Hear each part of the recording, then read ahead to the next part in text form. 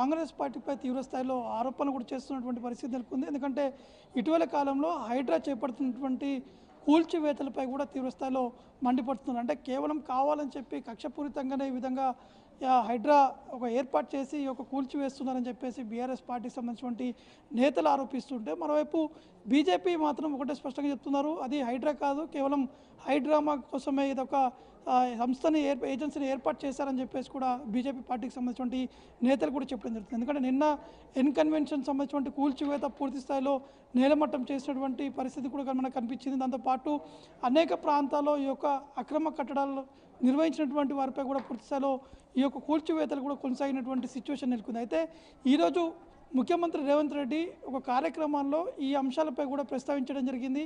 అక్రమ నిర్మాణాలు ఎక్కడున్నా సరే వాటిని ఖచ్చితంగా కూల్చివేస్తాము, చెరువులని కాపాడుకోవాల్సింది పోయి మీ ఫామ్ హౌస్లో లేదా సరదాల కోసం ఈ విధంగా కట్టడాలు నిర్వహిస్తే మాత్రం ఖచ్చితంగా ప్రభుత్వం ఊరుకునేది లేదని చెప్పేసి కూడా రేవంత్ రెడ్డి ఒక మాస్ వార్నింగ్ కూడా ఇచ్చినట్టు కూడా తెలుస్తుంది. అంటే తమ పార్టీలో ఉన్నటువంటి వ్యక్తులు కావచ్చు, మంత్రులు కావచ్చు, ఎమ్మెల్యేలు కావచ్చు, ఎవరైనా సరే ఒకవేళ అక్రమ కట్టడాలు నిర్వహిస్తే మాత్రం అవి పూర్తి స్థాయిలో నేలమట్టం చేస్తామని చెప్పేసి రేవంత్ రెడ్డి కూడా ఈ యొక్క వార్నింగ్ కూడా ఇవ్వడం జరిగింది. దాంతోపాటు ఏ పార్టీ అయినా సరే, అంటే కేవలం కాంగ్రెస్ పార్టీ కాదు, బీఆర్ఎస్ పార్టీ కాదు, బీజేపీ పార్టీ కాదు, ఇంకా ఎవరైనా సరే ఈ యొక్క అక్రమ కట్టడాలు చేపడితే మాత్రం వారిపై చర్యలు తప్పవు, వారికి పర్మిషన్ ఇచ్చినటువంటి అధికారులపై కూడా చర్యలు కూడా తీసుకుంటామని చెప్పేసి రేవంత్ రెడ్డి కూడా ఈ విధంగా కొన్ని కీలకమైనటువంటి వ్యాఖ్యలు కూడా చేయడం జరిగింది. అంటే హైడ్రా ఏర్పాటు చేసిన తర్వాత కొద్దిసేపటి క్రితమే హైడ్రా ప్రభుత్వానికి కూడా ఒక వారు చేసినటువంటి కార్యక్రమాలు, అంటే ఎక్కడైతే కూల్చివేశారో దానికి సంబంధించినటువంటి రిపోర్ట్ కూడా ప్రభుత్వానికి అందించడం జరిగింది. దాదాపు 18 చోట్ల ఈ యొక్క కూల్చివేతలు కూడా జరిగాయని చెప్పేసి హైడ్రా ఒక రిపోర్ట్ కూడా ఇవ్వడం జరిగింది. అవన్నీ కూడా నాలాలు కావచ్చు, చెరువులకి ఆనుకొని ఎఫ్టీఎల్ పరిధిలో నిర్మించారని చెప్పేసి హైడ్రా ఆ ఒక రిపోర్ట్లు కూడా ప్రస్తావించడం జరిగింది. కాబట్టి ఈ అక్రమ నిర్మాణాలు ఏవైతున్నాయో పూర్తి స్థాయిలో కూల్చివేసేటువంటి దిశగా కూడా వారు ముందుకు కూడా వెళ్ళడం జరుగుతుంది. ఎవరికి భయపడేటువంటి అవసరమే లేదు. ఖచ్చితంగా ప్రభుత్వంపై ఒత్తిడి వచ్చినప్పుడు కూడా మేము ముందుకు వెళ్ళి ఈ యొక్క కూల్చివేతలు కూడా చేపడతామని చెప్పేసి రేవంత్ రెడ్డి కూడా చెప్పినటువంటి ఆ సిచ్యువేషన్ కూడా నెలకొంది. దాంతోపాటు కొన్ని వ్యాఖ్యలు కూడా చేశారు.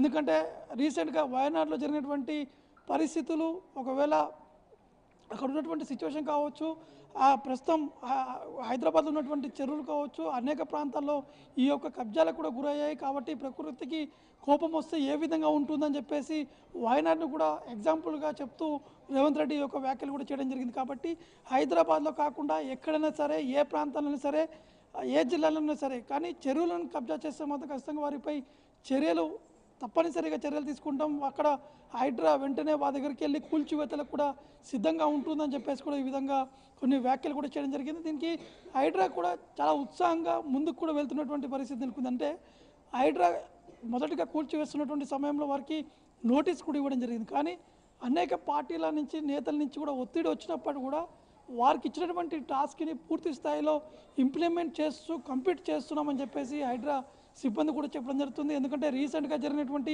కూల్చివేతలకు సంబంధించినటువంటి విషయం తెలుసుకుంటే, ఎన్ కన్వెన్షన్ సంబంధించినటువంటి విషయం నిన్న చర్చనీయాంశంగా మారింది. ఎక్కడ కూడా ఇదే ఎన్ కన్వెన్షన్ సంబంధించినటువంటి అంశాలపైనే చర్చ కూడా జరిగింది. అంటే అక్రమ కట్టడాలు నిర్వహించాలని చెప్పేసి ఒకవైపు హైడ్రా చెప్తుంది, కానీ నాగార్జున కూడా ట్విట్టర్ వేదికగా ట్వీట్ కూడా చేయడం జరిగింది. ఇక్కడ అక్రమ కట్టడాలు ఎక్కడ కూడా లేవు, కేవలం కావాలని చెప్పి కక్షపూరితంగానే ఈ విధంగా కూల్చివేతలు కూడా జరిగాయని చెప్పేసి నాగార్జున ఈ విధంగా వ్యాఖ్యలు కూడా చేయడం జరిగింది. దానికి కొంతమంది సపోర్ట్గా బీజేపీ పార్టీ కొంతమంది సపోర్ట్ చేశారు, కొంతమంది వ్యతిరేకించినటువంటి సిచ్యువేషన్ నెలకొంది. అంటే ఒక సినీ హీరో ఉన్నప్పటికీ కూడా ఈ విధంగా ఎలా ప్రోత్సహిస్తారు, ఎలా కట్టడాలు నిర్వహిస్తారని చెప్పేసి కొంతమంది వారిని ప్రశ్నించినటువంటి సిచ్యువేషన్ నెలకొంది. కాబట్టి రేవంత్ రెడ్డి హైడ్రాకి ఫుల్ ఫ్లెడ్జ్గా పవర్స్ కూడా ఇచ్చినట్టు కూడా తెలుస్తుంది.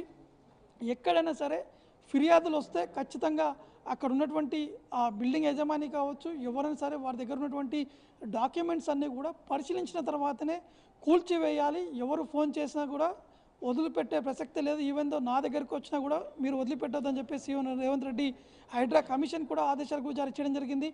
మరోవైపు హైడ్రాకి సపోర్టుగా కొన్ని పోలీస్ స్టేషన్స్ కూడా ఏర్పాటు చేసేందుకు కూడా సిద్ధమవుతున్నట్టు కూడా తెలుస్తుంది. ఎందుకంటే ఫిర్యాదు వచ్చినప్పుడు కావచ్చు, వారిపై కేసులు నమోదు చేసేందుకు హైడ్రాకి సపరేట్ కొన్ని పోలీస్ స్టేషన్ కూడా ఏర్పాటు చేసేందుకు కూడా ప్రభుత్వం సిద్ధంగా ఉన్నట్టు కూడా తెలుస్తుంది. కాబట్టి మొత్తానికైతే హైడ్రా ఒక దూకుడు కూడా వ్యవహరిస్తున్నటువంటి పరిస్థితి ఉన్నటువంటి నేపథ్యం మాత్రం పూర్తి స్థాయిలో ప్రభుత్వం నుంచి వారికి సపోర్ట్ ఉంటూ వారికి కావాల్సినటువంటి నిధులు కూడా విడుదల చేసేందుకు కూడా ప్రభుత్వం సిద్ధంగా ఉన్నట్టు కూడా రేవంత్ రెడ్డి కూడా చెప్పడం జరిగింది.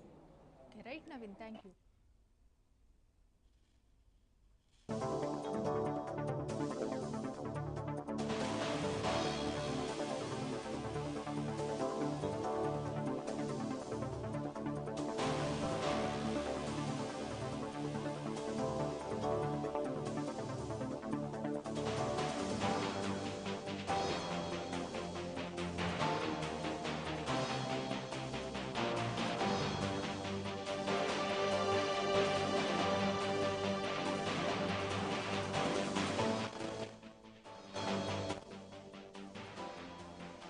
దాదాపు 70కి పైగా అక్రమ నిర్మాణాలను నేలమట్టం చేయడంతో రాష్ట్ర వ్యాప్తంగా చర్చనీయాంశంగా మారింది.